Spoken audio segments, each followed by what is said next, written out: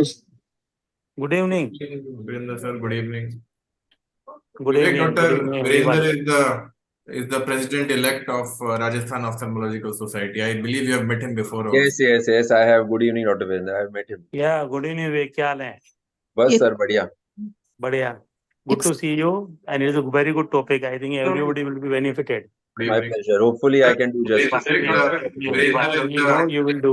president-elect of Rajasthan. I believe you have met him already. Yes, yes, I have. Yes, yes, yes, I have. Good evening, Yeah, Dr. good Virendra. evening, Vivek. क्या हाल है? Good evening, Excuse me, Vivek. doctor. बढ़िया. बस Yes, बढ़िया. Manjula.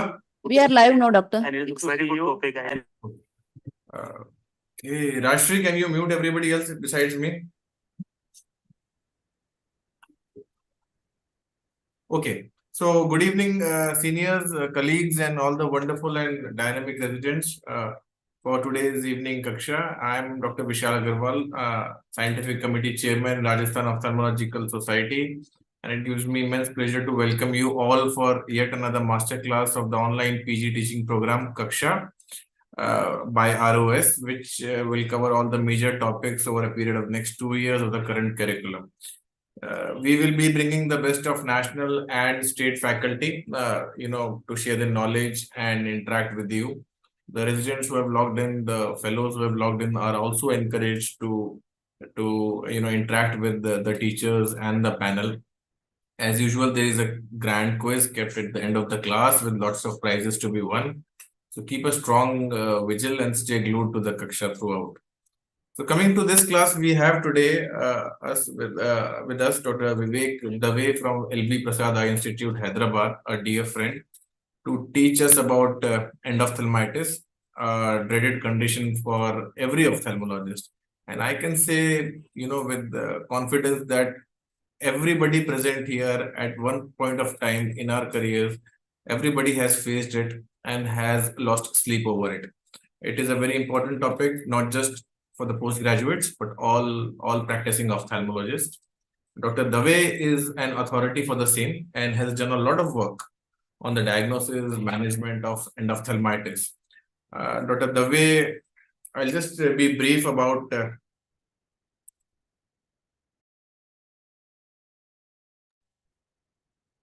one second.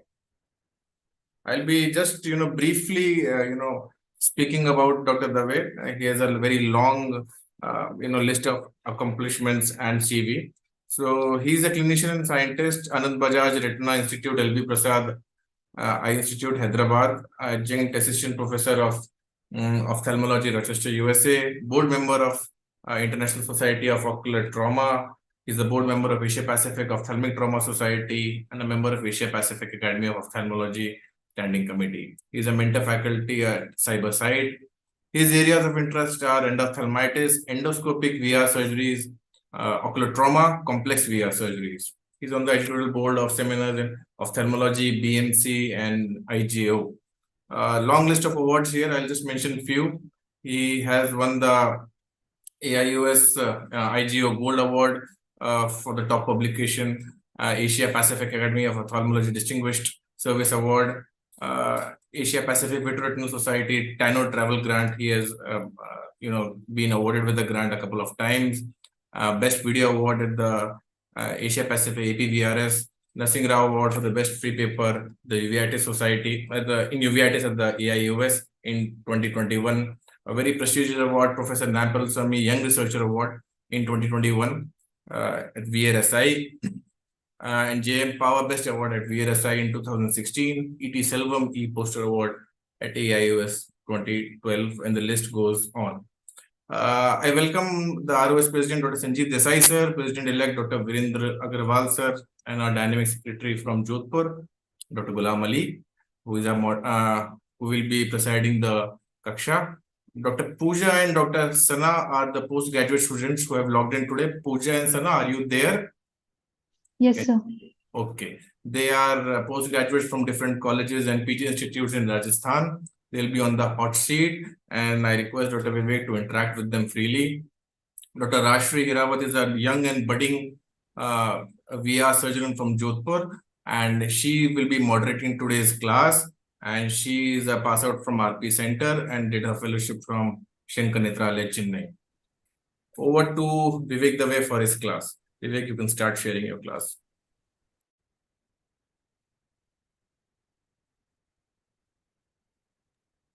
Thank you, Vishal Bhai, for that lovely introduction. I will go ahead with the class without further delay. I also thank the Rajasthan Ophthalmic Society for having me for this wonderful series of lectures.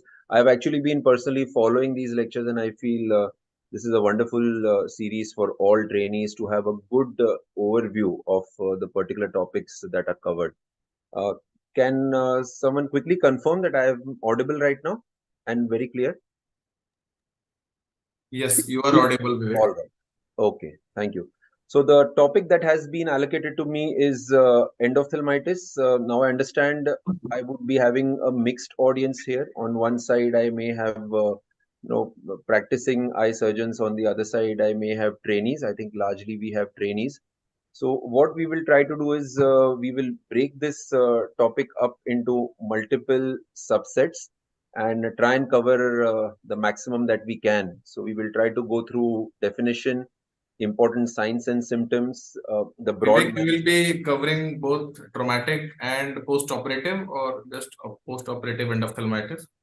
I thought what I have brought is basic guidelines, and the crux is of post-op endophthalmitis. And then Yes. I will be taking through various scenarios in which endophthalmitis comes across as a differential or a deviant presentation. And then I will also go through, if time permits, various situations where you are operating in a situation of endophthalmitis and what different things you require to do based on what you are faced with. And that spectrum will include presentations of endogenous, presentations of trauma, presentations of post-op. So just small tweaking of your approaches based on what you are faced with. Okay. Right. So these are the broad points in which we will try to cover these topics: signs, symptoms, overall management guidelines, how one takes a biopsy, uh, how do you manage the anterior chamber in endophthalmitis, what sample you take, how do you process the intravitreal antibiotics of choice, their preparation, what are the principles of surgical interventions, largely vitrectomy in endophthalmitis, and some important differentials that you may come across or some deviant presentations that you may come across. And I will be, I think some mics are on. Yeah. Okay. So while, like Vishal said, this is a dreaded thing that can happen to an eye surgeon, I think in a way, endophthalmitis post-op is as rare as it is today. If you get one, I think that means you are really operating in good bulk. So that is something that is the brighter side of it. Now, if you look at the definition was given way back by Memelis, who has a lot of work in the field of endophthalmitis, and it's defined as inflammation of the internal layers of the eye with exudation in the vitreous cavity. So you need to have signs, symptoms consistent with inflammation of the inner layers of the eye. When we say inner layers, we mean the vitreous cavity, we mean the retina, we mean the ciliary body, we mean the choroid, and we need to see exudation in the vitreous cavity. That means you need to have X level of vitritis. It could be as dense vitritis as not allowing you any view of the fundus, or as less vitritis as just vitreous cells which are visible on slit lamp or on an OCT scan that you may be able to do in such cases. So various presentations that one can see in a situation of endophthalmitis involving different parts of the eye. There is some textbook definition and classification that is known. One is dividing it on a timeline with respect to when do you encounter it post surgery. That classification is acute and chronic. Acute is till 6 weeks of surgery, whereas chronic is anything that presents to you 6 weeks or more after surgery. And this definition was given by the first landmark trial in endophthalmitis, which is the EVS, or the endophthalmitis vitrectomy study. There is also a clinical classification with respect to whether the signs and symptoms that you are seeing are mild or they are severe. So that classifies the case as early or delayed. And early is a case where you are still able to have some amount of media clarity. You get a good red reflex, and you may not even pick up some retinal details. And delayed is something that has been there for a few days, hence the vitreous infiltration and vitritis is severe, and you may not be able to see any retinal details or even a red glow. Etiology wise, again, very intuitive, bacterial or fungal. And finally, there is a classification based on the mode of entry, which is exogenous or endogenous. So exogenous would classically mean post surgery or post trauma, and endogenous would mean wherever you have a hematogenous source somewhere else in the body, from where the organisms via a septicemic focus move along the bloodstream, colonize the eye, and then get incubated and proliferate and set up an infection. So like we said, acute post-cataract endophthalmitis, we will spend a majority of time here, and the definition, like we said, is within 6 weeks of a cataract surgery. Now, how do you suspect that I have done a case of cataract surgery? Now, how would I suspect that this is likely to have developed post-operative endophthalmitis? I would say simply you can suspect it in 3 points. One is any unusual inflammation post-surgery. Second is increasing pain. Third is decreasing vision. So let's quickly go through point 2 and point 3. Very intuitive again. When you operate somebody in the post-op, what do you expect? You expect that the pain would be maximum when the anesthesia is wearing off, and just before you have actually started your post-operative medications. After that, you expect the pain to start reducing. So if it's the other way around, then it's a red flag. Second is decreasing vision. Again, you expect vision to be least when you have opened the bandage of the patient, because overnight there may be some amount of inflammation, some amount of corneal edema based on how your surgery went about. But then as the medications kick in, you expect the vision to keep improving. So again, if it's the other way around, then it becomes a red flag. Most important on this slide for me is any unusual inflammation post surgery. So Vishal, I think you said there were residents on the hot seat, so I would immediately want to involve them. Uh, can can they think of the explanation of this sentence that I would suspect post-op endophthalmitis if I see any unusual inflammation post-surgery? Can one of the people on the hot seat hold this hot potato? There will be the presence of the cells in both AC and the vitreous. In the AC, the post-cataract surgery, the cells are normal, but if there is cells in the vitreous, then it is suspicious of. Okay, so So, that is, yeah. there's Oh, a yeah. unusual conjunctival hyperemia that is not present just after cataract surgery usually, and there's a corneal edema, slight corneal edema, and associated with anterior chamber cells and flares. Okay, so suppose I'm just giving you an example. You operate a brown cataract, or you operate a cataract or a nigra, all right? And you take about 10 minutes, 12 minutes to emulsify the nucleus. A part of your surgery happens to be in the anterior chamber, little at the iris plane or little higher, because you fear that you may damage the posterior capsule. Would you expect that next day you might get some corneal edema? Would you expect that next day you might get some cells? Yes. Yeah. Yes, sir. So an unusual inflammation would be something which is in relation to the surgeon factor. So like I said, as we graduate in our experience of cataract surgery, we will see that our clinical curve keeps improving. At the same time, all of us are at a different level of clinical curve. For a given surgery, for a given experience, surgeon A and surgeon B may not be equally proficient. So with time, all of us get a fair idea as to what is the level of inflammation that we create in a given type of surgery. So take a straightforward well dilated pupil, grade 2 nuclear sclerosis on one side. Take a diabetic, poorly dilating pupil where you require to put iris hooks and a hard cataract on the other side. So you would understand that in your same hands, in the same machine, each of these surgeries are going to give a different level of inflammation. Obviously, we would expect the second surgery to give a higher level of inflammation. Now, with time, you should get the ability to observe and be able to predict that in this sort of a surgery, what is the inflammation that I expect in my hands.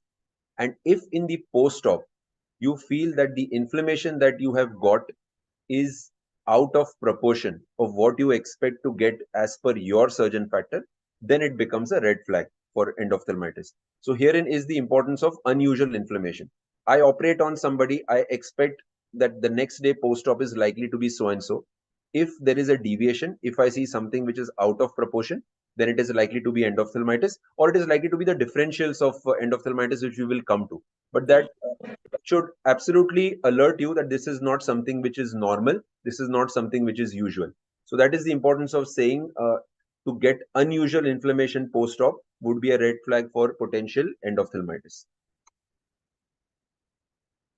Again, the EVS and the second large study on endophthalmitis that is there out in literature, the ESCRS, both have very clearly said that the first 2 weeks, though the definition says 6 weeks, the first 2 weeks are extremely crucial when it comes to endophthalmitis, and most cases of acute post-operative endophthalmitis would be seen in these 2 weeks. Both the studies have also listed out the commonest signs and symptoms that we would expect in a case of endophthalmitis.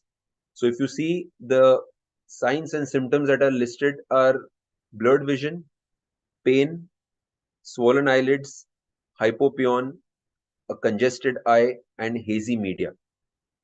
While hypopyon is something that we take as sine qua non of endophthalmitis, right? If you see hypopyon, you are more likely to err on the side of endophthalmitis than not seeing a hypopyon. I think what is one of the most important points in this table is presence of swollen eyelids. According to EVS, 1 in 3 cases of endophthalmitis had lid edema. According to ESCRS, almost 1 in 2 had lid edema. So what it tells us is lid edema is also a very important sign of potential endophthalmitis. The corollary is that whenever you are seeing such post-op patients, don't be in a rush to put them on a slit lamp. Go back right to the basics, go back to your torchlight, and under your torchlight also examine the adnexa to see if you are seeing any swelling in the periocular area, any swelling in the lids, because these were rated highly as with respect to signs and symptoms in both the EVS and ESCRS as something that would point towards potential endophthalmitis. Because examining a patient on slit lamp is actually not a very sensitive method of picking up eyelid edema. Eyelid edema is something which is best seen grossly and not on a slit lamp. If we look at the broad principles as to how we go about managing, now that you have suspected that a potential case is endophthalmitis because of the 3 points that we mentioned, it is important to think on the lines of what would be your next management. So management would mean diagnosis, antibiotic steroid therapy as appropriate, and your surgical intervention, which on the lesser side would be a biopsy or an AC tap, and on the higher side would be a vitrectomy. Now, when I talk in terms of diagnosis, it would again have 2 parts. One is the clinical diagnosis, which basically is looking at the constellation of signs and symptoms and saying, okay, fine, I feel this case is a case of endophthalmitis. And second is the microbiologic diagnosis, which we will come to, wherein you take a sample from the eye and then process it to prove that there are organisms and this particular case is infectious in nature. Now, when we are taking a sample from the eye, I will show you how a sample is taken. It is extremely important not to aspirate. Now, this is a personal opinion. There are practices where we also aspirate the vitreous cavity. So what is done is a needle is put in the vitreous cavity through the pars plana area, a 2 cc syringe or tuberculin 1 cc syringe, and you aspirate out, you pull on the hub of the needle. Now, what this does is, this would actually transfer that pull that you are creating outside the eye right on the vitreous body. Now, this can be dangerous because the vitreous body can get tugged. This tug or this pull can actually be transferred to the retina inside, and we have to understand that this eye is inflamed. So the retina is inflamed. So the retina is very prone to developing breaks if there is any undue traction on the retina. If that happens, you would create a break and a potential retinal detachment. And if you have a retinal detachment in a case of active endophthalmitis, it is one of the most serious or the most difficult conditions to treat in ophthalmology. And more often than not, you are likely to lose a good amount of prognosis. Second issue with aspiration is getting a dry aspirate. So if the exudates are very dense, irrespective of how much you pull on your syringe outside the eye, nothing might enter the needle, and that would mean that you are getting a dry tap. You are not really getting a sample. So in this situation, the best way to take a sample is actually a biopsy. Now, if you look at this photograph, this is a setting of how a biopsy would be taken. So this patient has been prepared just like you prepare any other patient. Here I am with a cutter in my hand, and if you can see, the outflow channel of the cutter is not really going to the machine. It has been disconnected from the machine, and instead we connect a 2 cc syringe with which the scrub nurse holds. Now, what is done is you press your foot pedal, relatively high cut rate, relatively low suction. Parameters that I take are around 5,000 to 8,000 cut rate, and a suction or a vacuum of around 200 to 300. And as you put this on, as your foot pedal is pressed, simultaneously the sister will now pull on your syringe and you will collect the material in the syringe. So let us try to see this and observe this in the video. So after making a port, the cutter is put inside, and when the cutter is put inside, you can see as I am cutting, the sister is slowly aspirating, and you can see the sample is very well collecting in the syringe. So what one can also do is attach an infusion cannula, which can be put before you actually start aspirating your vitreous. That way, moment your vitreous sample is collected, if you feel that the eye is soft, you can just put the infusion cannula on and then the infusion cannula on off. That will ensure that your globe again gets reformed. Now, this can be done if you have visibility through the cornea to visualize the infusion cannula, because you need to see that the port is opening inside the vitreous cavity. If that is not the case, and after you have collected your sample, you feel that the globe is soft, then the same port through which you had put your cutter can be used to actually infuse some amount of saline into the eyeball to again give it some amount of tonicity. Even if you do not do it, because you are going to now next inject antibiotics, that often takes care of the volume loss that would have occurred because you have collected this sample. So very important, like I said, do not aspirate, but rather use a vitreous cutter to collect your sample. Now, once you have taken the sample and that is sent to microbiology, what is the next logical step?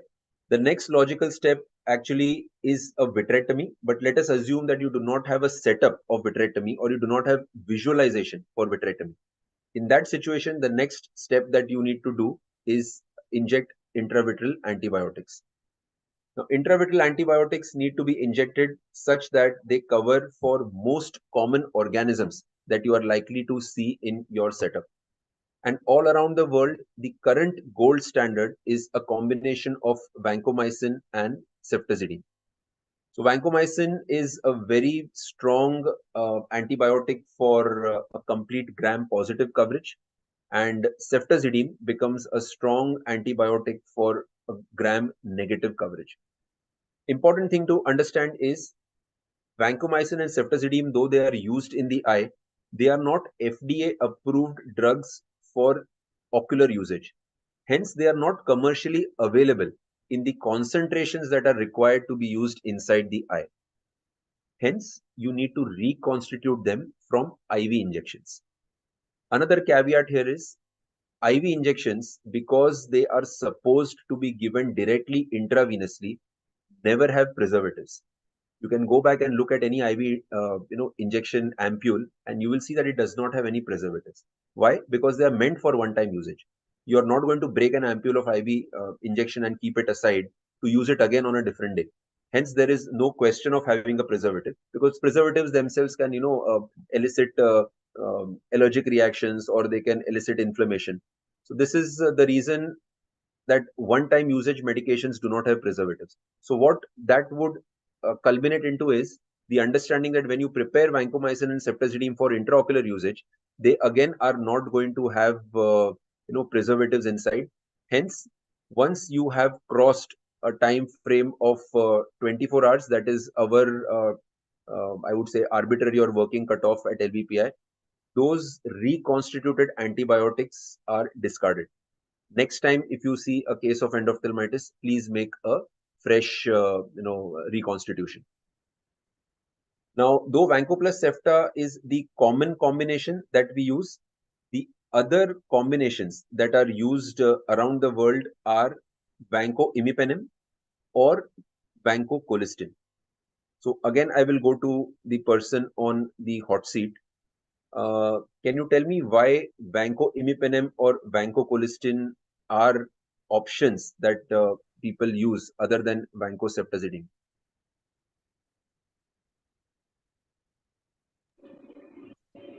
Because No. cephalosporins themselves cause inflammation. So because ceftazidime 60% are patient are resistant, 60% microorganisms are resistant to ceftazidime. That is why we are using the imipenem and colistin in place of ceftazidime. Right. So I think that I would say is a better answer rather than inflammation.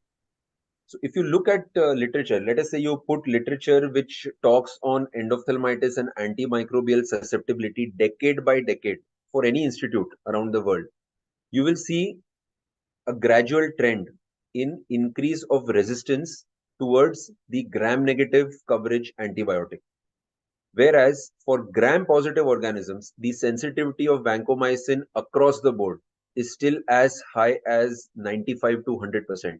So over the years, nothing really has changed with respect to vancomycin sensitivity, whereas the gram-negative organisms quickly develop resistance to whatever gram-negative antibiotic is being used out there in the community. Ceftazidime in LVPI's own, assessment, our sensitivity has fallen down to around 60 to 70%. So there are 30% situations where we find that the ceftazidime that was injected empirically has not worked or is not working. So imipenem and colistin are the other two important strong gram-negative coverage antibiotics that offer or that become a good alternative to the standard vancomycin plus ceftazidime. Now, if fungal etiology is suspected, say you have trauma due to a wooden or an organic matter, or when you have a post-op endophthalmitis, you see that it is relatively low grade, but on examination, the vitreous cavity shows a string of pearls appearance, or you see multiple cotton wool exudates in the vitreous cavity, or you see severe vasculitis with a lot of retinal edema and retinal abscesses. All of these indicate a possible fungal etiology. So if fungus is proven or fungal etiology is high on your suspicion, then you may be justified in also adding amphotericin B or voriconazole to your empiric antibiotics, or shifting from vancomycin to ampho or voriconazole if your smear or your culture later down the line shows the presence of a fungus. Now, once you give an intravitreal antibiotic, there is also a concept of repetition of antibiotic. And this repetition is done in a 48 to 72-hour window, and you do it till you find that the inflammation is settling down. Now, this is in a situation where you are not operating. Where you are operating in terms of vitrectomy, how it needs to follow up, I'll come to it later. So I will again try to ask this question. I have mentioned here repeat every 48 to 72 hours. So is this arbitrary or is there any logic to it? What do you think? Is this a matter of OR convenience? Is it a matter of convenience for the doctors, for the patients? Is it something that some study propagated? Is it a figment of somebody's imagination? What is the So logic? because intravitreal antibiotics clears from the vitreous and we require minimum inhibitory concentration to be effective action. So we repeat the dosage within after 24 hours or. All right. So you are almost there, but we will have to tweak or modify your answer a little. Whenever you give intravitreal antibiotics inside the eye, to what extent will it work depends basically on the pharmacodynamics and pharmacokinetics of the eye, of the drug. Now, it is taken that any drug which is given inside the eye needs to be repeated once its half-life in the vitreous cavity is crossed. For most common antibiotics that we use inside the eye, the half-life is not more than 48 hours. Most of them hover between 36 to 48 hours. So what that means is, once 48 hours are done, more than half of the effective concentration of the drug inside the eye is lost. In that situation, whatever is the residual drug inside the eye is not going to give you good purchase against the incriminant antibiotics. Hence, in that situation, you top it up by your second injection. So you top it up by your injection so that you are again pumping up the concentration. So you are again covered for the next 48 hours. Now, like I said, there are certain deviations. There are certain drugs which, do not really follow the specific 48-hour window. For example, fluoroquinolones. Fluoroquinolones have an excellent penetration and excellent activity in the vitreous cavity. But you would not hear of anyone saying, I have injected intravitreal ciprofloxacin, or I am treating an endophthalmitis by intravitreal moxifloxacin.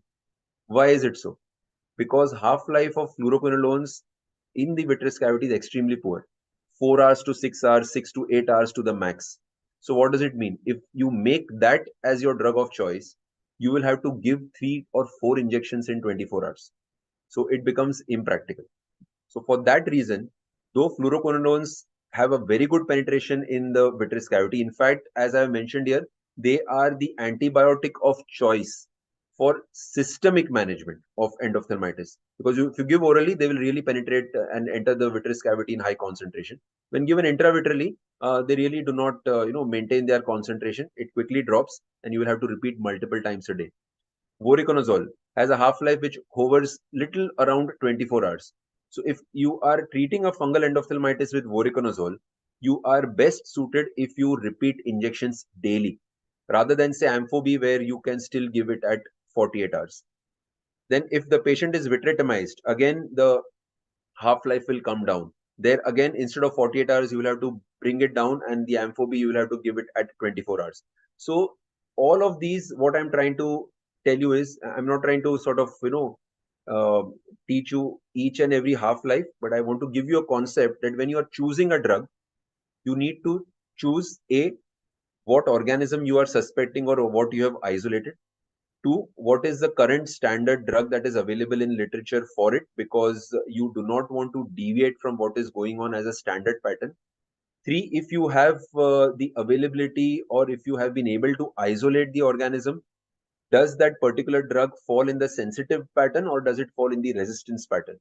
And if you find few drugs listed in the sensitivity pattern, which amongst them has the most suitable half-life, which amongst them has a good, low MIC. So you have to look at all of these patterns and then come down to a drug which will work, which will have a long duration of action, and which can be given at a convenient time interval, both from you as well as the patient's point of view. So this is the logic of repeating and repeating at X amount of time interval. Now, in eye, like in any other part of the body, but more so in eye because eye is a very small organ, infection and inflammation tend to go hand in hand. And inflammation is like a collateral damage that sets in whenever you get infection. Hence, it is absolutely imperative to control inflammation as far as possible along with the infection. Now, to do that, the best way is to inject intravitreal steroids when you are injecting your repeat antibiotics. Why repeat? Why during repeat antibiotics? Now, this again is practice pattern based. It is not something which is very clearly cast in stone.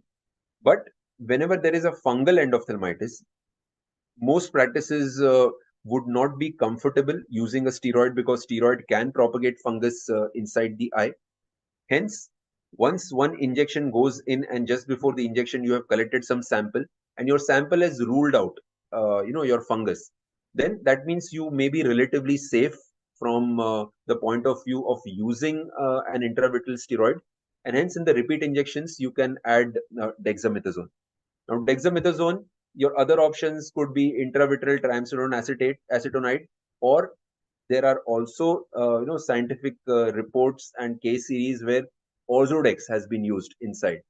Now, both for Ozurdex and IVTA, the issue is they are long acting. Hence, if you have any complication in relation to the steroid, that duration of activity of the steroid is going to be very long inside the eye. Dexamethasone, on the other hand, again will act in the eye only for about 48 to 72 hours, and hence it is best suited when you are attempting to give repeat injections, so that even if you see that there is some side effect or negativity due to the dexa that you have injected, its effect is going to wear off because its duration inside the eye is pretty short. So this is what you do inside the eye. What do you do systemically? The most common drug that is given is systemic ciprofloxacin. The dosage can be 750 milligrams for an adult and 500 milligrams for a younger child. If it is an infant, then you can have the dosage calculated by a pediatrician. And the propounded time frame is to give the medication for 2 weeks of time. Third thing, I have not put it up here, but just want to bring it to everybody's notice that we also tend to give topical antibiotics when we are treating endophthalmitis. Does it work? Well, see, if you get an endophthalmitis, you really want to bombard your patient with antibiotics from all angles because you want to be sure that you have not left any stone unturned. But then again, there is clear literature which says that topical antibiotics do not have a definitive or do not have a very clear role in the management of endophthalmitis. Your prime antibiotic is what goes inside the eye. Most antibiotics that you give topically act only on the cornea or to the max till the anterior chamber, and the penetration into the vitreous cavity is extremely poor. So while there is nothing wrong in giving, uh, I'm also aware of surgeons who do not use topical antibiotics, and I'm also aware of literature where it is very clear. In fact, we have had our own in-house study where we have shown that for comparative cases, for matched cases, whether you use topical antibiotics or you do not use topical antibiotics, the final result really does not matter. It all matters on how you have managed the vitreous cavity and what was the original prognosis of the patient from the point of view of what was the etiology of endoph, how soon or late the patient presented to you, and how severe was the incriminated organism. So charts like these are available, from pharma companies. No specific financial interest here, but this basically tells you that you don't have to buy heart all this. This can be just put up in your OR, and if and when you get this unfortunate event, you can quickly look up and make your antibiotics. Ideally, you make it on your own. You don't leave it to chance for the scrub nurse, right? They may go wrong, but if you feel you are into medical field because your math was not good, then you can fall back on them and ask them to make these antibiotics. But the crux is you should not get this wrong because these are very small concentrations. The manipulations that you need to do to reconstitute them are very specific, and you do not want to go wrong here and end up giving a suboptimal or a toxic dose of intravitreal antibiotic. Okay, just taking a pause here. Is everyone with me? Is there anything that among whatever I have spoken right now that was not clear or you need further clarification, or do we move ahead? Is my pace okay? Am I too fast, too slow?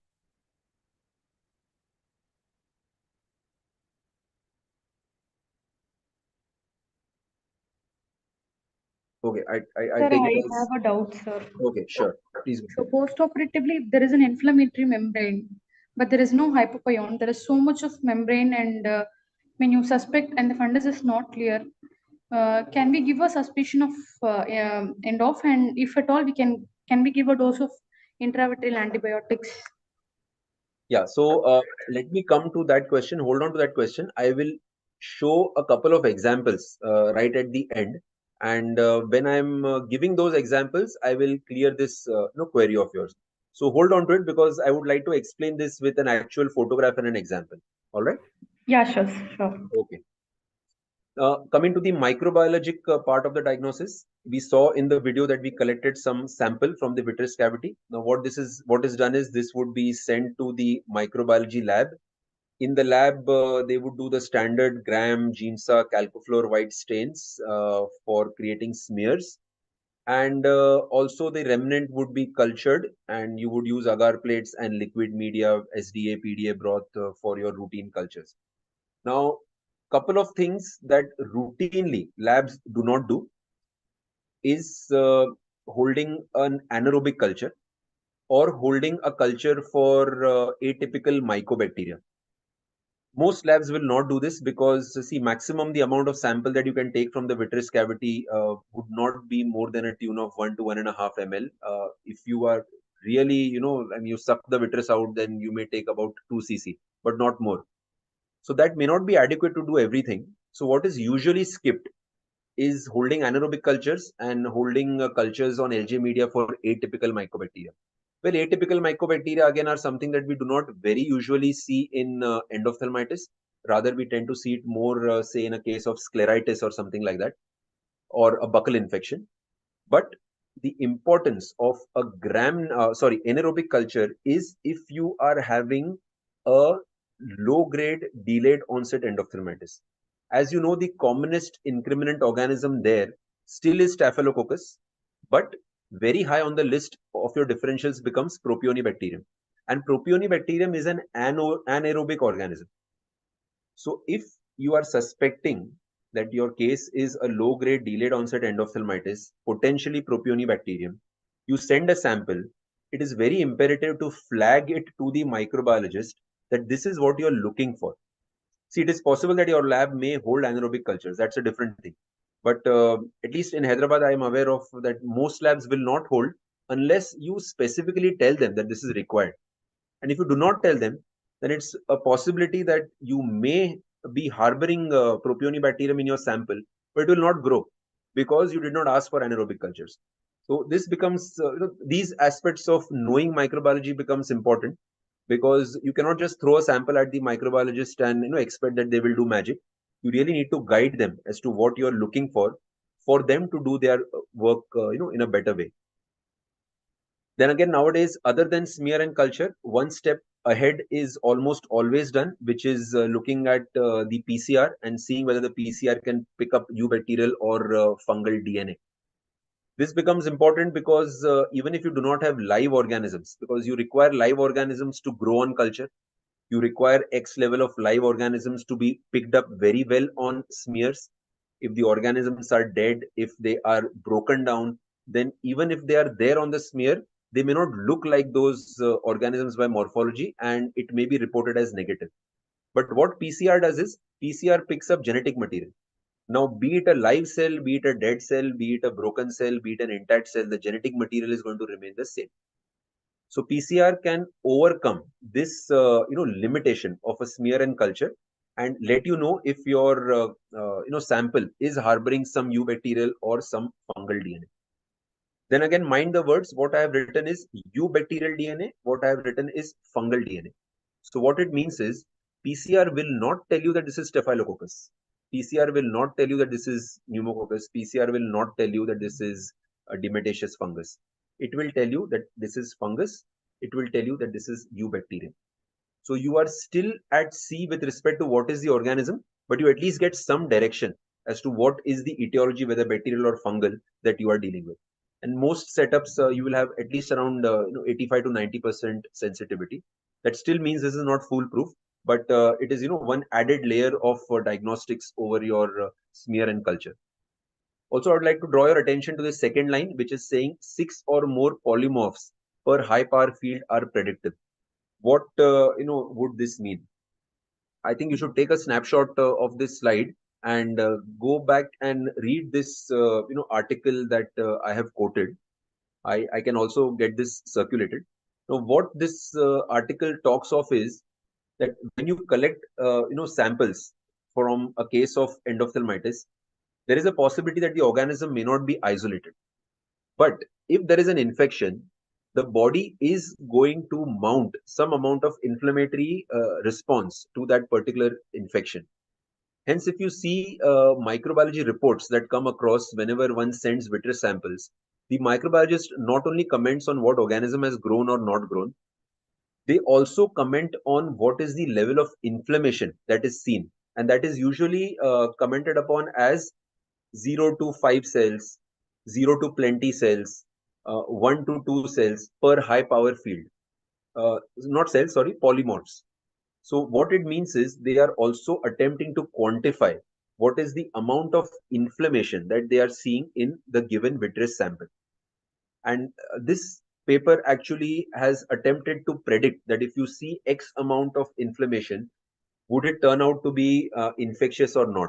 And what they are proposing is, if your smear does not show any organism, still look at what is the level of inflammation that it is showing. If it says 6 or more polymorphs per high power field, it is highly predictive that your particular sample is infected. Hence, if you had sent that sample when mentally you were equivocal, you were not sure whether this is infected or not, so let me err on the side of infection and send this sample across. Even if it has not shown any organism, the fact that it has shown 6 or more polymorphs, you can err on the side of infection and go ahead treating this patient as a potential case of infection. This we talked of. Now, a couple of slides on prevention. So, how would you prevent endophthalmitis? So, when you say in terms of preventing endophthalmitis, it is important to not do any maneuver or not operate the patient in any setup which is potentially likely to increase the risk of endophthalmitis. Because we know, and this holds true for, obviously cataract surgeries. If you have an open globe injury or if you have a trauma, it's a given that, you have to operate immediately. That is something where you cannot go by these factors. But for an elective surgery, you should ensure that your random blood sugar for the given patient is not more than 200 milligram %. This again is not an iron cast sentence. This is not a study proven sentence, but this is largely consensus around the world. And this is also proposed, if I'm not mistaken, by the AIOS guidelines. So this becomes some sort of legality for you to, fall back upon in case your patient develops endophthalmitis. Checking regurgitation over the lacrimal sac area. This is again something which should not be done just before surgery. If you are of the habit of checking for the lacrimal passages, then do it when you are posting the patient for surgery in the OPD. In most practices, there will be a time gap between you posting and the patient actually reaching your table. It will at least be 24 hours. Very rarely, I feel that you will be in a situation where you see and then start operating 1 hour later. So if you want to check the lacrimal passages, check it on a different day, but do not do it just before surgery. If when you are checking the lacrimal passages, suppose it is positive for a lacrimal passage block, then defer your cataract surgery. Manage the lacrimal passage blockage first. Ideal way of managing is by doing a DCR or a dicrocystorhinostomy, then giving it a healing period so that you have opened up the passages. There is unlikely to be any regurgitant muck in the cul-de-sac, and there is no infectious nidus that is going to come out from the lacrimal passage into the cul-de-sac. Second option is a DCT. Now, DCT is not a very good or a primary option because if you do a DCT, as you know, patient will be left with epiphora throughout life. But in certain situations, what happens is your cataract surgery is a little urgent. Now, DCT is a very short, quick procedure. So suppose you are faced with a phacomorphic glaucoma, where if you do not operate the cataract quickly, you are likely to lose prognosis due to glaucoma. In those situations, instead of a DCR, you may go ahead with a DCT so that post DCT, you can quickly take the patient up and you do not lose out on time. The other preventive measures are again very intuitive, appropriate sterile clothing, noting batch numbers of all consumables that enter the eye, so that if something happens, you can go back and trace what was the incriminant thing that possibly caused the endophthalmitis. Low threshold to suture wounds. Though we are all doing sutureless surgeries now, extremely important to keep a very low threshold, not keep a high ego. If you feel that the wound is looking leaky, if you feel that the wound is not looking as to something that has good integrity, please suture the wound. Because if the wound is leaking, there is negative pressure that gets created inside the anterior chamber, because the anterior chamber is collapsing, and that sucks fluid from the surface of the eye into the eye, and that can again potentially increase your risk of endophthalmitis. Among pharmacologic preventions, there are two things which become important. One is painting the entire area around the eye and the cul-de-sac getting instilled with povidone iodine. This is important because povidone iodine till date has an extremely high fungicidal, viricidal, and bactericidal activity. Hence, paint the entire eye and the periorbita with 5% povidone iodine and give it a drying period. Once you paint, do not be in a rush to clean it off. Let it dry. So that means you have given adequate time for it to act. In the cul-de-sac also, for a minute or so, you should instill povidone iodine. So this is one of the most important things that is followed all over the world to prevent endophthalmitis. The second thing that is followed, and there is now adequate proof out there which says that it works, is intracameral antibiotic prophylaxis. It started with ceftriaxone. There were certain issues with complications due to ceftriaxone, and most practices now use moxifloxacin. So moxifloxacin is used as an intracameral prophylaxis. Once you end your cataract surgery, just inject moxifloxacin, 0.1 cc into the anterior chamber. If you see, I have listed 3 studies among the many studies that are out there in literature. The first two, why have I listed these is for a specific point that I want to put across.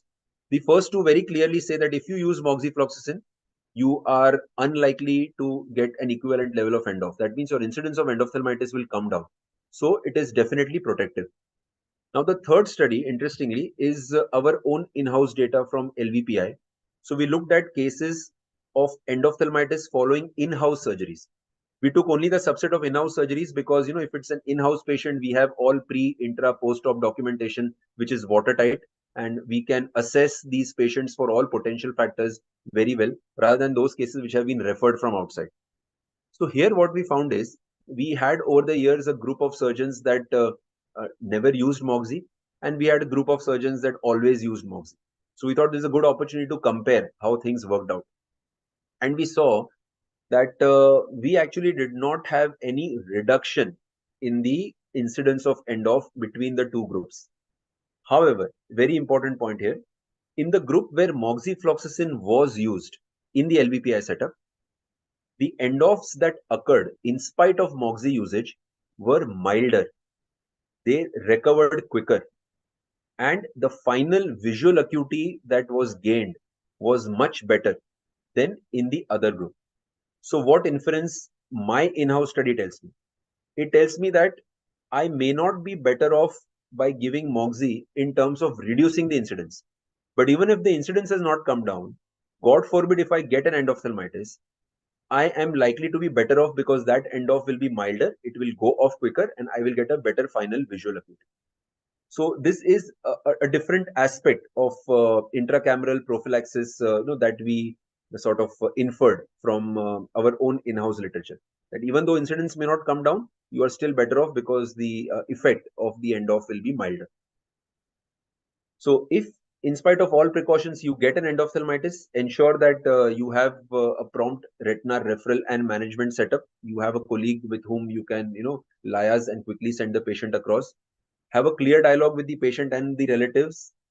Don't give them stories. Tell them that yes, an infection has occurred. A rare of the rare incidences have occurred, but it is still treatable. And explain how the treatment will go. Have a peer review. Ideally refer to a higher center. And like we said, culture all the solutions that were used. Document everything diligently. Very important here, in your consent form, ensure that the word endophthalmitis, severe eye infection is there. So the consents that I use both general terms like severe eye infection causing vision loss, and I also write endophthalmitis. So there is a technical term there. There is also a layman term there. So, tomorrow in a court of law, it cannot be that the patient read but did not understand what it meant, because both these terms are there. It is extremely important that the wordings have to be there, because though it is a very rare problem, in case it happens and if there is some legality, it should not be that it was not explained in the consent. Now I'll go to the aspects of surgery and some surgical videos as to what you do in different situations when you are faced with different aspects of endophthalmitis. So this is the commonest, post cataract surgery endophthalmitis that we face. If you look at the clinical picture, this is how most endophs will look like. You will have post-op first 2 weeks presentation of the patient coming with reduction of vision. Cornea is often edematous, very clear hypopyon. You will see exudates which would be there, in the pupillary axis. You may not be able to see the fundus well, and the posterior segment will be, full of exudates. So what should be the ideal approach in today's time? So if you look at the photograph again, this is good corneal clarity to allow you visualization of the posterior segment. If that is the case, then in my book, an endophthalmitis is very analogous to a skin abscess that you see in general surgery. So if you remember our days of general surgery, if there is a huge skin abscess, what does the surgeon do?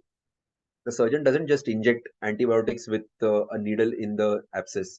They don't just give topical antibiotics or oral antibiotics or intravenous antibiotics. The first thing that is done is incision and drainage. You want to release out all the abscess. You want to deload the entire infection. You see an abscess, you clear an abscess. So if that analogy is taken to the eye, what it means is, obviously you cannot curettage the eye. If you attempt to curettage it from inside, you will end up with evisceration. So you can't do that.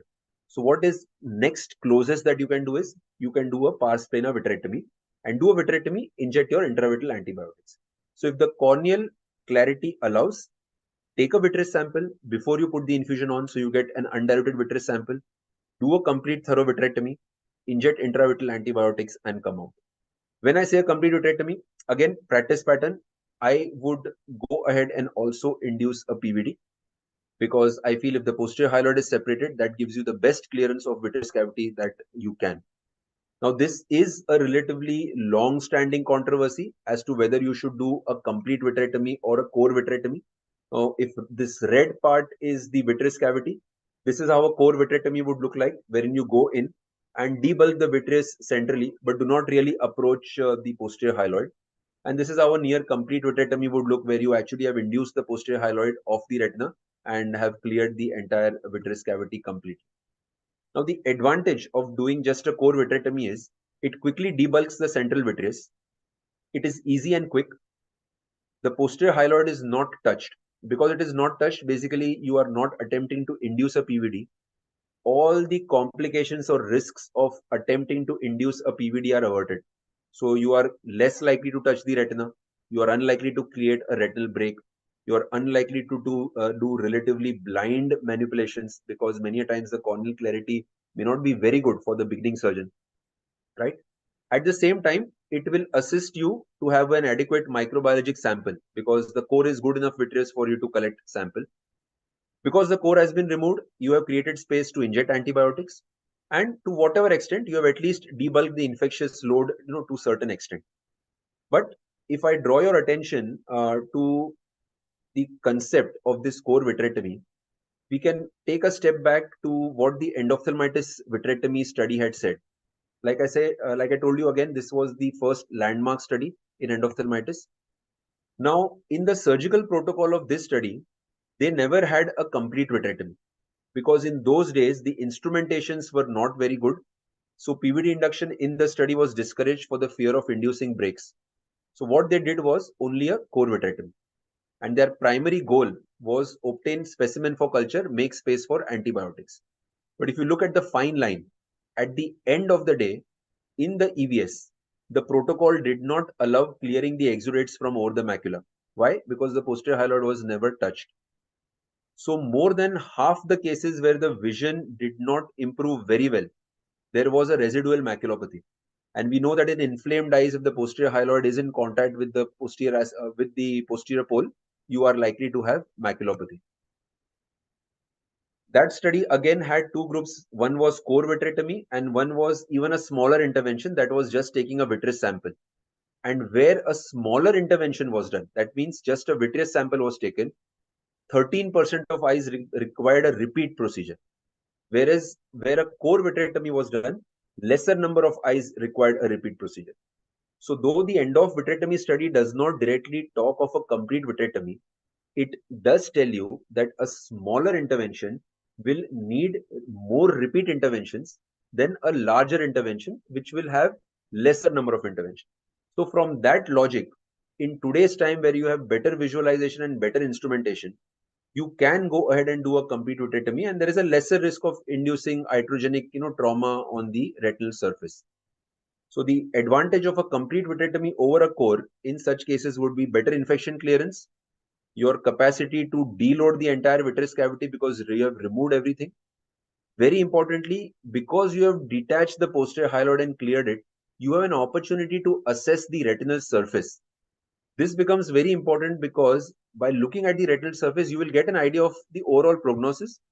You will get an idea whether the eye is really having a potential of vision, because endophthalmitis will have repeat interventions. And if it is an eye where there is no potential, suppose you detach the posterior hyaloid and the entire disc is pale, all vessels are completely sclerosed, there is no real potential in this eye. In that situation, you really don't want to subject this patient to repeat interventions again and again, because the prognosis is very clear. You have got the opportunity to look at the retinal surface. So this I will skip. It's the same point. Yeah. So just a small video clip as to how you would go about when we talk of a complete vitrectomy. Once you have done a core at the disc, you can go in with your cutter and slightly, slowly raise the posterior hyaloid. Once you are doing this, you will see that the posterior hyaloid largely comes off very well. This is the same patient whose slit lamp photo and B scan I showed you. And because the posterior hyaloid has been separated off well, all the vitreous comes off very clearly. And here you see there are some residual exudates on the surface of the retina, but otherwise the disc is looking healthy. The retinal vessels are not showing any vasculitis. So this tells you that it is likely to have a fair prognosis. And this is how finally, the eye ended up with. This is how the retina ended up with. Another important element when you are managing endophthalmitis is management of anterior chamber exudates. This again I am bringing in because this can also be to an extent the domain of the anterior segment surgeon who wants to have some amount of primary management, who can give intravitreal antibiotics, can also do some amount of anterior chamber clearance if they feel so. And second importance of this is, not every eye which looks as if having the media very hazy actually has a hazy media. Whatever haze you are seeing might be temporary because of the anterior chamber exudates. So we tend to have a lot of anterior chamber exudates in endophthalmitis if the patient was having diabetes mellitus and was controlled in a very short term just before surgery, or there has been iris trauma. Your iris kept on coming in the phacoprobe, or there was a lot of iris manipulation. You have used a lot of iris hooks. So there again, a lot of anterior chamber exudates will come in. Or if the incriminant organism of endophthalmitis is something which is likely to cause a lot of inflammation, especially gram-negative organisms, or amongst gram-positive organisms, if it is pneumococcus, which is one of the most severe organisms that you can get in a gram-positive infection. So when that happens, in spite of a clear cornea, you may have interference with the posterior segment visualization. And that thus it needs to be cleared. If you clear it, you will be able to do a better vitreous procedure. When you clear it, you can actually collect it and send it for microbiology. It becomes a good source of microbiology sample. And once all these membranes are removed, it allows the pupil to open up very well. So you get good visualization of your posterior segment. So this is one example. Here, if you see, this inflammatory membrane is slowly being released of the iris. So one can use a 26 gauge needle and engage this membrane. Once you have created a plane, then you can use a combination of viscodissection. You can use your iris repositor, you can use your Sinskey hook, and all of these instruments will help you dislodge the entire membrane from the underlying iris. So have a look at these pigments, right? If you can just look at these pigments, this is a very important sign if the cornea is relatively hazy. If you see pigments when you have dislodged the anterior chamber membrane, it tells you that you have dislodged the membrane in toto, because these pigments occur where the membrane is actually adhered to the iris. So seeing these pigments tells you that you have actually been able to find the correct plane, and the AC membranes have been separated off correctly from the underlying iris. So once that is done, just from the side port, by just enlarging it a little, the entire membrane can be teased out, and you can immediately plate it into a chocolate agar or a blood agar plate on table there and then. The same eye, you can see how clear it looks once the entire membrane is removed. Similar example, we'll skip the video here, but look how bad the cornea is looking like, the anterior chamber is looking like. If you see an endophthalmitis like this, it may cross your mind that you are unlikely to be able to do a vitreous procedure here, and you may require to just give intravitreal antibiotics, right? But if you see in this video also, all the membranes can be very diligently cleared, and once you are clearing, look at the level of view that you are able to get. It's adequate enough for you to actually go inside and be able to do your vitreous procedure comfortably. In fact, when you finish your vitreous procedure, if you see clearly, I can even see the foveal reflex, I can see the disc, I can see the vessels, right? So what it tells you is, just because it is looking bad doesn't mean you won't be able to clear it. One can more often than not clear out this anterior chamber membranes well, and once you clear them out, you get a good visualization of the posterior pole to be able to do your vitreous procedures comfortably. So the take home here is that the anterior chamber membranes in endophthalmitis can be cleaved off the underlying iris. Trick is how to find that ideal dissection plane, and you can use a combination of a 26 gauge needle or a visco cannula and or a LIMS forceps, and using all of these together, you can separate out these membranes, and then you can directly plate them on an agar plate.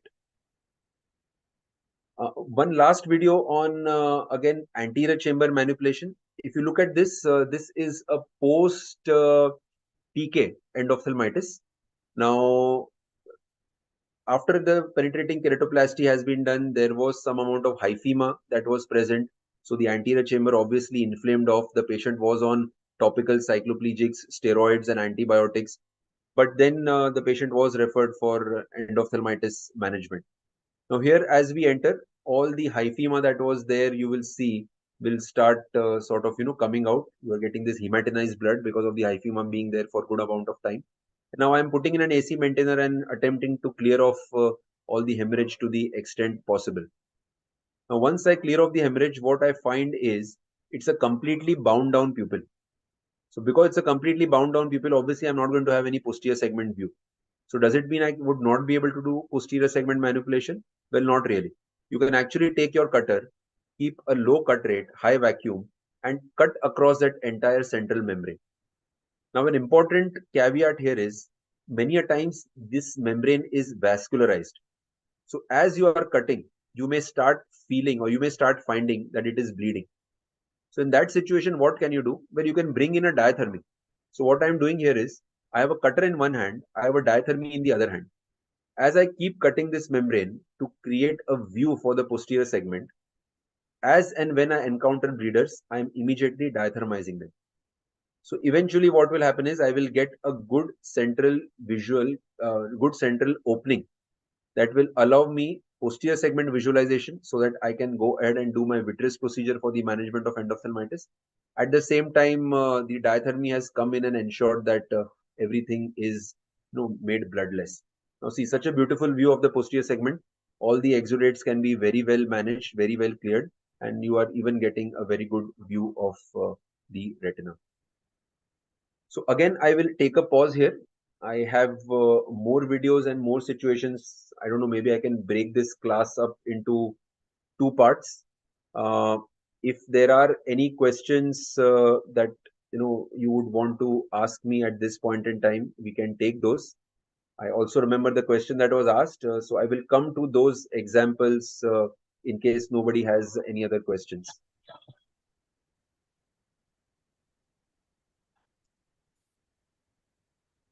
Okay, so let me come to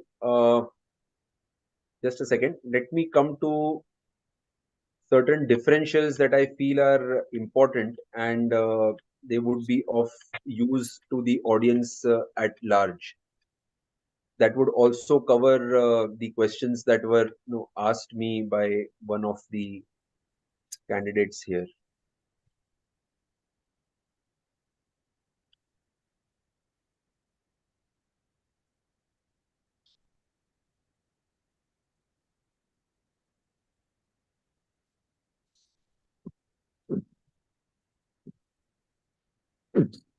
Okay, can you confirm that my screen is visible? No. It's not visible. Yes. Now? Yes. All right. Now All right. Thank you. So I think somebody did ask me with respect to fibrin or inflammatory membrane and things like that. So let us look at 3-4 cases which I feel are deviants of cataract surgery. So they are differentials, and I am not talking of the classical oncology differentials. I am talking of clear-cut cataract clinic differentials. So this is day 1 post cataract surgery. As you can see, there is fibrin, there is hypopion, right? I haven't put up the B scan here, but the B scan showed some echos in, the B scan showed the posterior segment to be normal. Now, if you put this on slit lamp, first thing that comes to your mind is hypopion. So am I facing a case of endophthalmitis? Now, here what I want you to understand is just look at the characteristic of this hypopion, look at the characteristic of this fibrin. It is extremely white. It is not really looking yellow. Now, purulent material is largely yellow, or it will have a yellowish tinge. This one is pure white. You are seeing that the fibrin is restricted in the pupillary plane. Now, whenever, and rest of the iris you can see is pretty clear. Cornea is again relatively clear.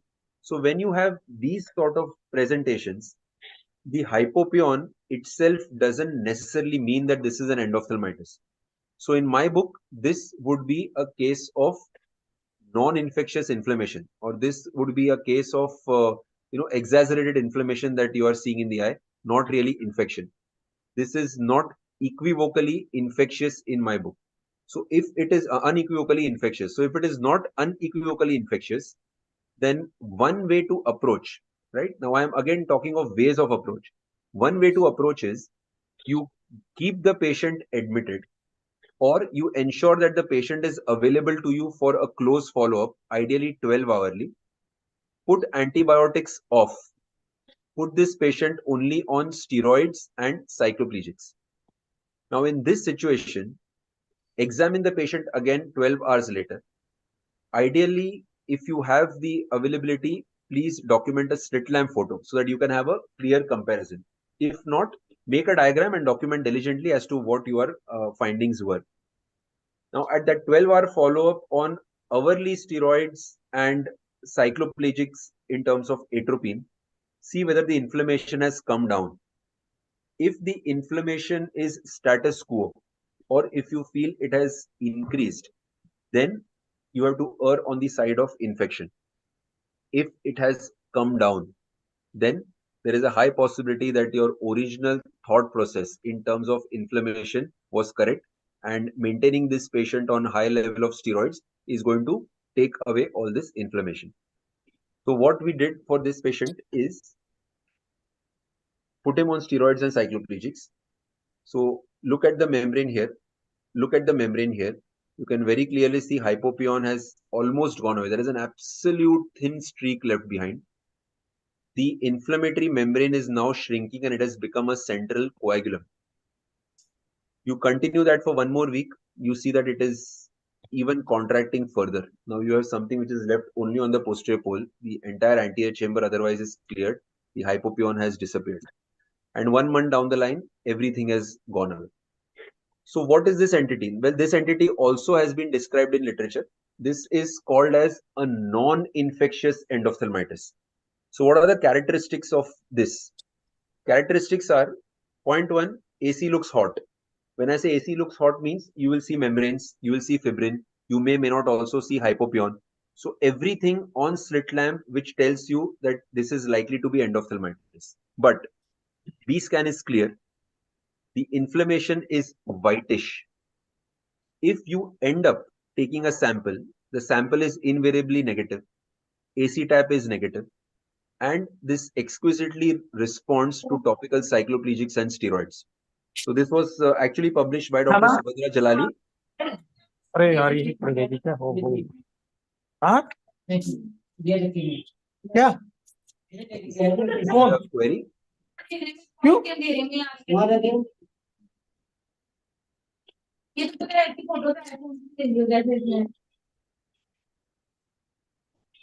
Can I go ahead? Yes. All right. Yeah, so this is something called as non-infectious endophthalmitis, right? Having said that, now in this, yeah, can I please have the other mics off? Yeah. So in perspective to the question that was asked, right? If you see something which is similar to the slit lamp photo that I showed, all right. Like I said, one thought process is you take it as a potential exaggerated inflammation and follow the flowchart that I just spoke out. Second option is, see, you're not wrong. This is just a practice pattern. There is nothing which specifically says that this is what you need to do. You can err on the side of endophthalmitis because that is likely to make you comfortable. But like I said, B scan being normal is a big marker that it is unlikely to be end off. But if you feel that you want to err on the side of end off, there is nothing wrong. You can go ahead, take your vitreous biopsy, take your AC tap, give an intravitreal antibiotics, and put the patient on cycloplegics and steroids. This patient will eventually resolve. Your samples that you have taken invariably will come out negative. So whether for such a picture you swerve towards end off or you swerve towards potential post-operative inflammation depends on your risk appetite of how you are going to take the diagnosis. There is nothing which is absolutely sine qua non which says this is not infectious or absolutely sine qua non which says that this is infectious. It is a constellation of signs and symptoms and how they appeal to you for that given patient. Let us see one more situation. Day one post-op, patient has blurriness of vision. You put the patient upon slit lamp. Adnexa, conjunctiva really don't seem much inflamed. Cornea shows good amount of edema, and there is also a hypopyon. B scan again done in this situation is clean or is clear. So I'll go back to people on the hot seat. Any inkling what this is likely to be? Toxic anterior segment syndrome. Yeah, perfect. So this is likely to be a toxic anterior segment syndrome. Why I have specifically put up this case is because this case also has hypopyon. All right. There is no 100% definition of TAS which says there cannot be hypopyon. But classically, this is how it is. A limbus to limbus edema immediately post-op. Otherwise the eye looks white. B scan as shown here is going to be clear. So all of this fits into toxic anterior segment syndrome. This particular review is a very good review. It really details out this entity very well. And if you read this, you will come to know that toxic anterior segment syndrome can also have hypopyon. So when you decide that a particular patient is TAS, what do you do basically? You put the patient on intensive steroids. So this is the same photograph again. This is with the patient where cycloplegics and steroids got started, and you can see there is some amount of corneal clearance that is coming in. This is further down the line. You can see the cornea is almost cleared. The hypopyon has also come down. And this is more time down the line and everything has completely cleared out. So this is a toxic anterior segment syndrome. Again, another differential of post-cataract surgery that you need to keep in mind. This was before and this is after.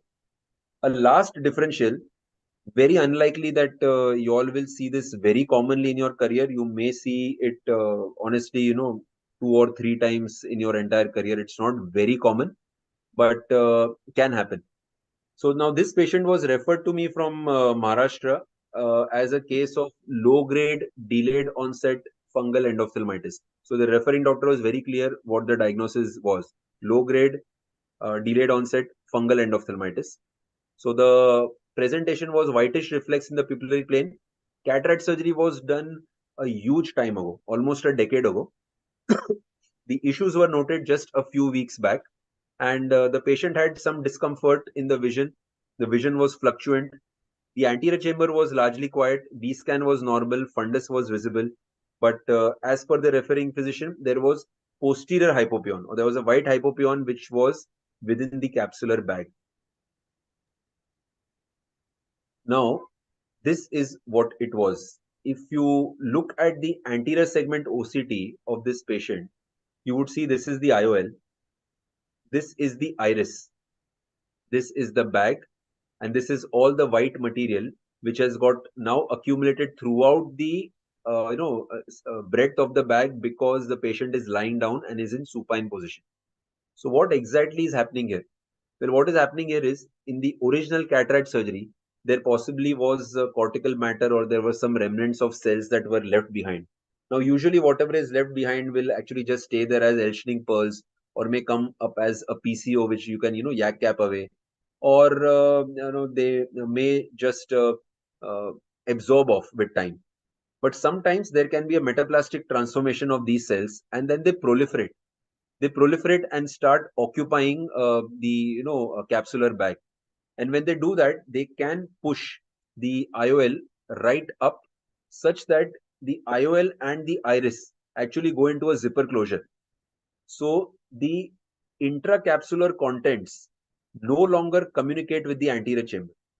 When that happens, all this material keeps aggregating inside the lens, and the actual capsular bag becomes tense and full of this white material. So this is not really an endophthalmitis. This is basically residual capsular cells which accumulate in the capsule. So when this happens, what is the treatment? This is called as capsular distension syndrome, and the treatment is simply a couple of shots of YAG laser. So this is how the eye looked like. We diagnose, we give shots of YAG laser, and you see the entire aggregated material that is present has dispersed off, and the condition has resolved. So rarely a capsular distension syndrome, and also uncommonly TAS, are two differentials of endophthalmitis which you may not see very commonly. But an exaggerated inflammation is something that you will see every now and then. And like I said, either you can err on the side of endoph, or you can have a conservative approach. But in that situation, the patient needs to be in your vigilance. The patient needs to be either admitted or should be amenable to follow up, so that you can quickly have a course correction in case the patient goes downhill. So in conclusion, facing endophthalmitis or its differentials is inevitable. If you are practicing enough, you are likely to face endoph in your career. But what is important is very astute documentation of everything that you are doing, everything that is entering the eye, your ability to differentiate what is happening when you see any deviant presentation in the post-op, you having a very clear dialogue with the patient when you find a deviant outcome, so that you are able to explain what has happened, what is going to happen, and what is expected outcome once you intervene. A definitive sampling, a definitive vitreous clearance so that the organisms are deloaded.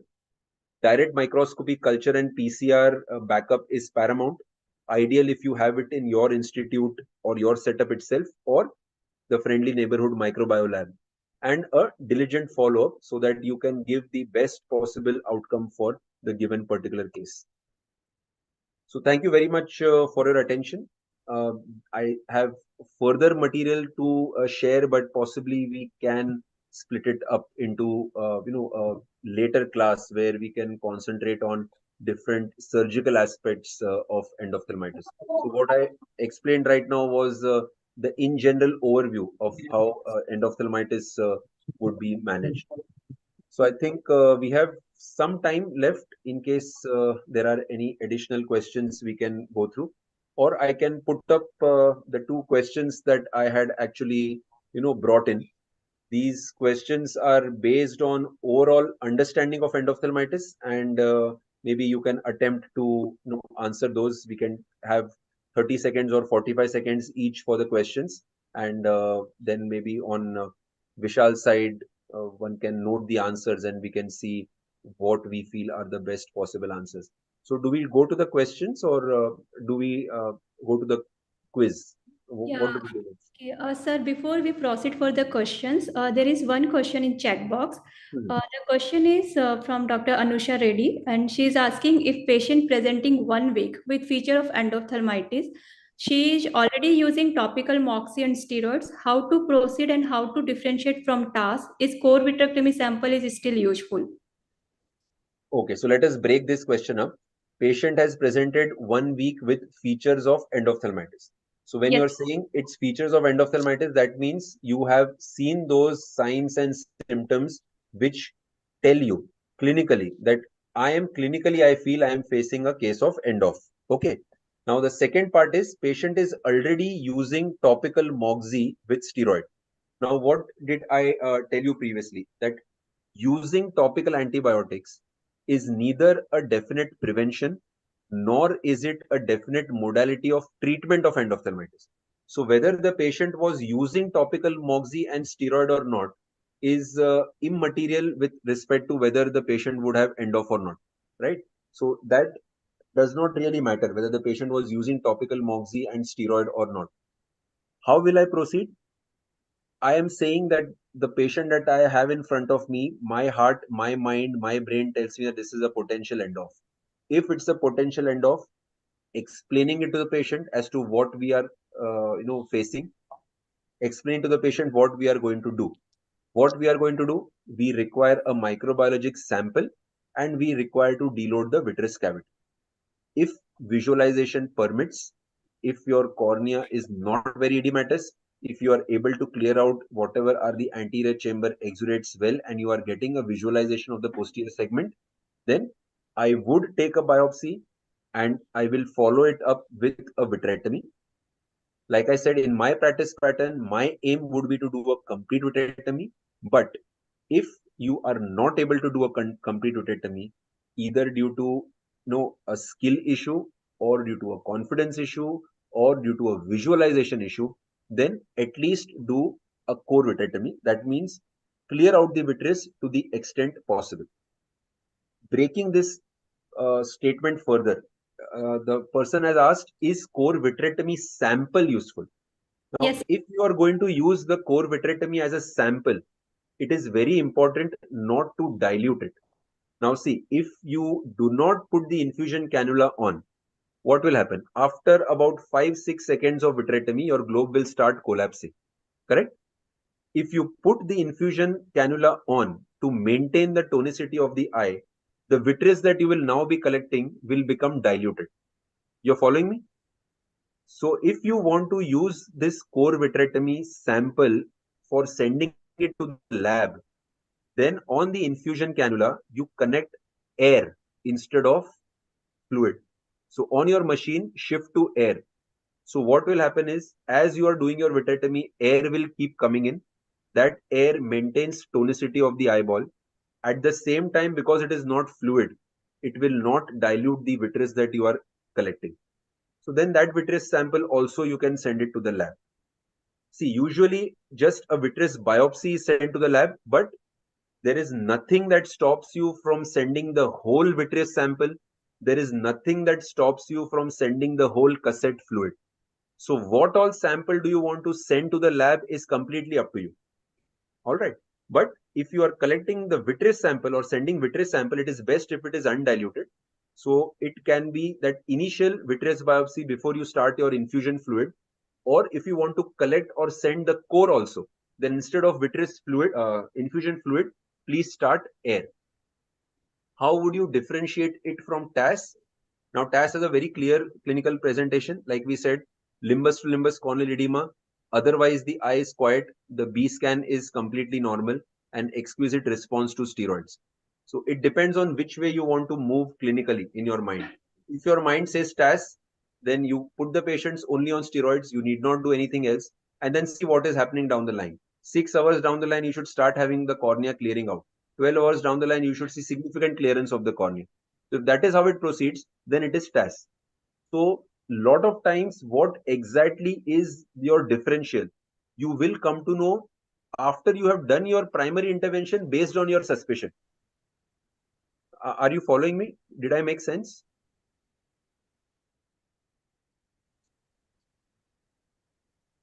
Yes, sir. All right. Okay. Sir, I'm not able to see any questions. One last question from my side.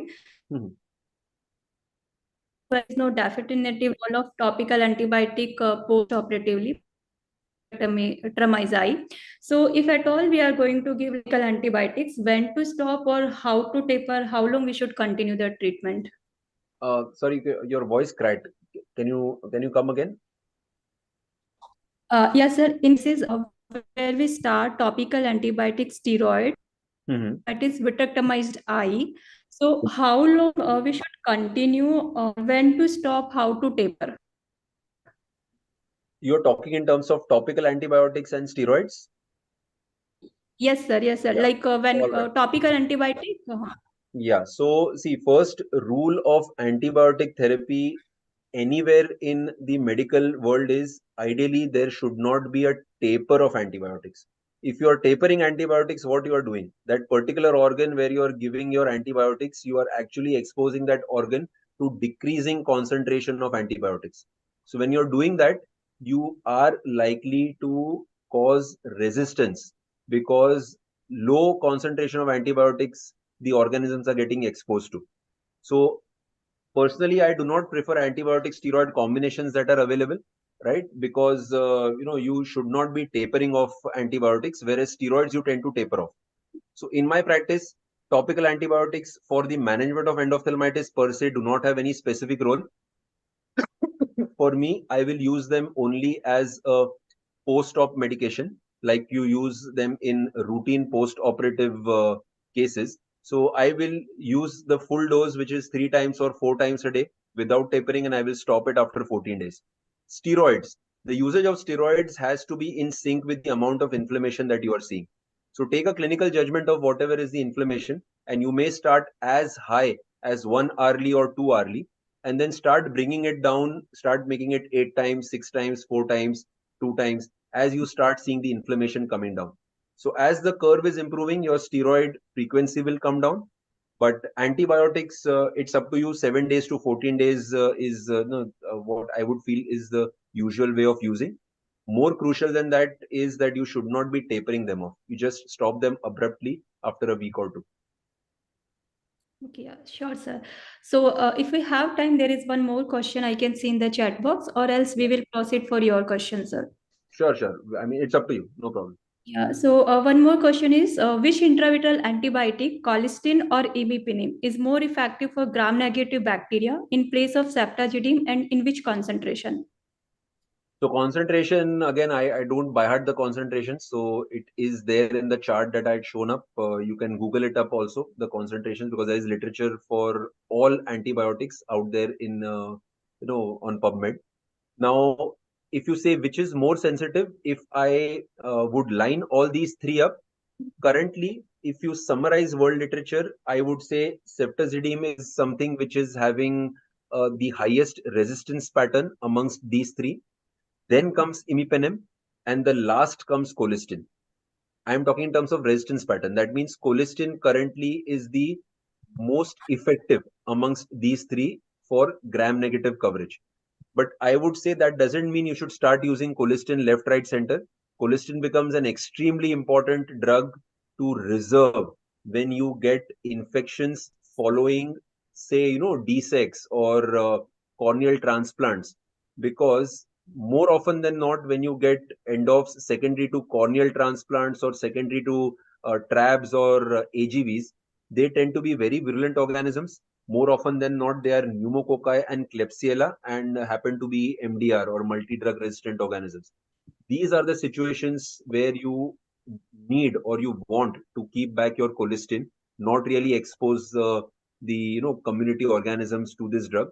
So as and when you are faced with these organisms, you can manage them better with colistin.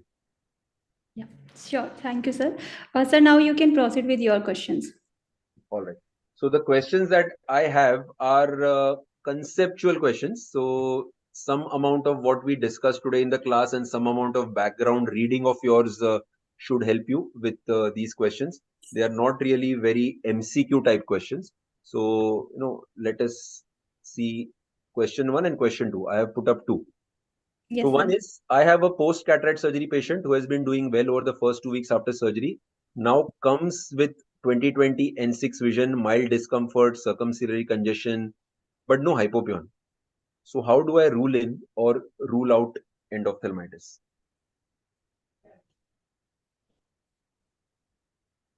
So I'm not very sure of what is the process on the other side. How are the people going to answer this?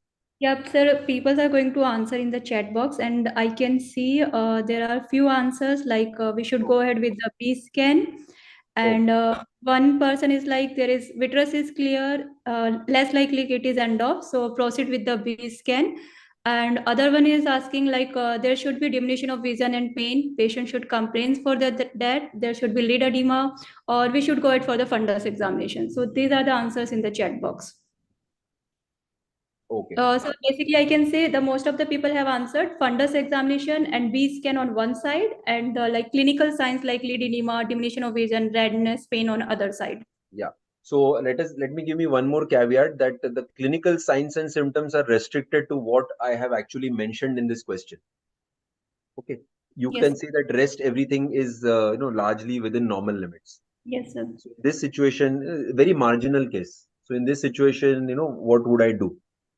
So let me know when it's time for me to share the answer, and then you can maybe see which answer was the most appropriate to what I have put up.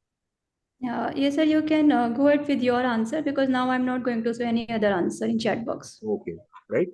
So Yeah. very important. Don't jump to endophthalmitis. Okay. What did I say? No hypopyon, mild discomfort, circumciliary congestion. First 2 weeks later, the patient is coming in. That is the time when we start tapering our steroids.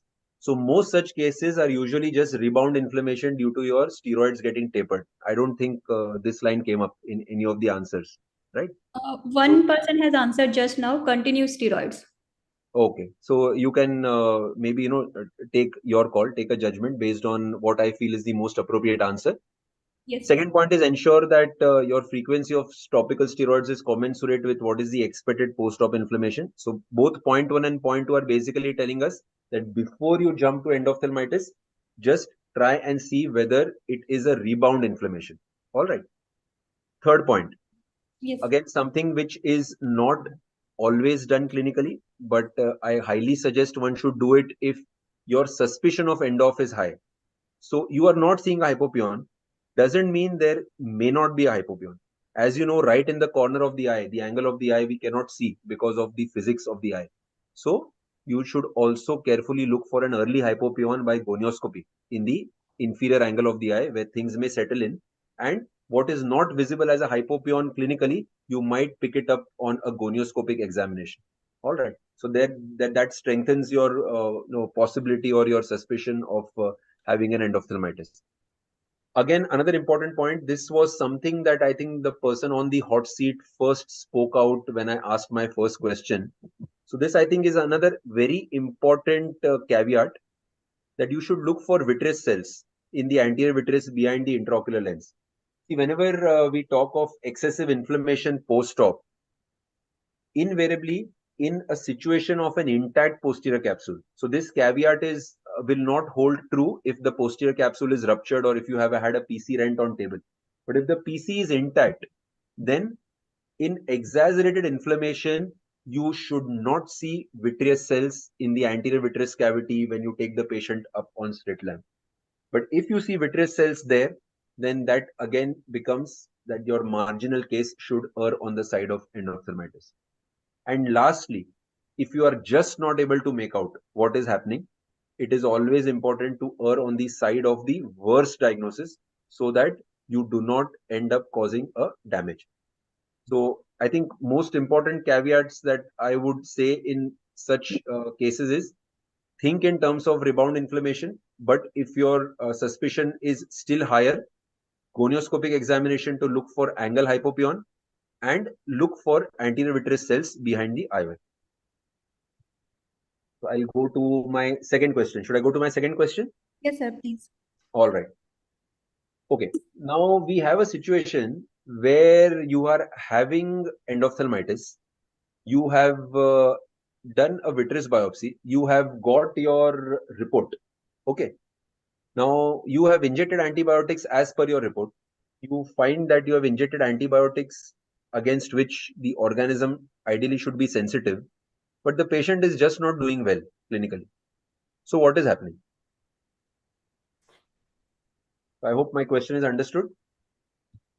Yes, sir, and I got few answers. Like one is like repeat antibiotic after 48 hours, and someone has sent that repeat the sample and culture, recheck the microbiology repeat, and someone has written that add vitrectomy and broad spectrum antibiotics. And one has written it could be due to a resistance organism. Okay, so I think a lot of these answers, some of them are on point. Suboptimal dosage of antibiotics also is a good point. I would say the assumption here was that the correct dosage is injected because we are taking it up from that chart. Like I said, ideally we should not make a mistake there.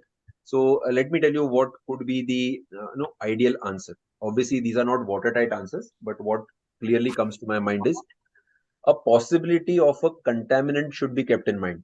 This is always around the corner when plating of culture media are being done. So what is possible is the contaminant has overgrown, all right, and the sensitivity pattern that has got shared is due to a potential contaminant. So this should be floated. This is where you need a dialogue with the microbiologist that this is what I'm finding. You have given me a report, but this is a mismatch. Can you go back and look at the cultures and see whether there is a potential contaminant that could have grown? See, most big microbiology setups have technicians who are doing this work. This is not to say that technicians don't know their thing, but sometimes these small clinical points a technician might miss. So what has happened in this situation, or what could have happened in this situation, is you have sent a sample. The sample may have grown an organism, but there is a contaminant that has got plated. The contaminant has overgrown the incriminant organism, and the report that you have got is of the contaminant. So this is not a figment of my imagination. This is something that we have seen during practice. So you should keep this in mind. Second point is again something I think on lines of what somebody had answered. So you would want to go in and repeat a vitreous sampling. Now, preferably in this situation, you take as much sample as you can. So what you do a good vitrectomy if you have not done it before, or you do a lavage if you have done a vitrectomy before. That means wash the entire vitreous cavity, collect everything that even goes into the cassette fluid, and send the entire cassette fluid from your machine to your microbiologist. All right. One thing that you can also do is send samples to different laboratories to ensure that you get a correct yield of organism. In spite of the above, if there is no suitable culture sensitivity pattern obtained, then you may want to change the combination of your empiric antibiotic. Last, there is a possibility of associated non-infectious masquerade. For example, you have a patient who is immunocompromised due to leukemia or some other condition. This patient develops an endogenous endophthalmitis because this patient is on IV medications. Now, the primary condition, say for example leukemia, itself can cause an inflammation or inflammatory presentation as a masquerade inside the eye. So this patient's endogenous endoff may be actually settling down because of whatever you're injected, but it is the component of your masquerade which has not settled down, and this can actually put you off, right? So it is important whenever you are having a response which is not in sync with what you are doing, go back also to the systemic history and try and see if systemically there are any factors that are affecting the outcome that you are seeing. So this is all that was from my side, and I think I will stop my presentation here. If there are any specific comments, I'm sorry, I think I have overshot time. If there are any specific comments, we can take those.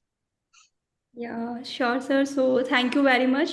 This has been a wonderful Kaksha on endophthalmitis, its workup and management. We all know it is a vast topic and it is impossible to cover everything, but it is very well explained and very comprehensive presentation.